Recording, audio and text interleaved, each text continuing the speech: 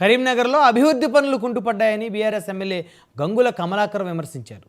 పెండింగ్లో ఉన్న 65 అభివృద్ధి పనులు వెంటనే పూర్తి చేయాలని డిమాండ్ చేశారు. కాంగ్రెస్ ప్రభుత్వం వచ్చాక 18 నెలలుగా పనులు జరగడం లేదన్నారు. ఇప్పటివరకు ప్రభుత్వానికి 6 సార్లు ఫిర్యాదు చేశామన్నారు.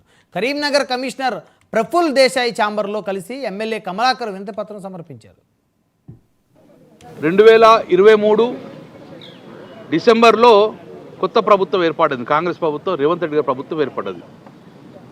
గత 10 సంవత్సరాలలో కేసీఆర్ గారి హయాంలో నేను ఒక రాష్ట్ర మంత్రిగా, ఈ నియోజక ఎమ్మెల్యేగా వందలాది వేలాది కోట్ల రూపాయలు తీసుకొచ్చి కరీంనగర్ను అభివృద్ధి చేశాం.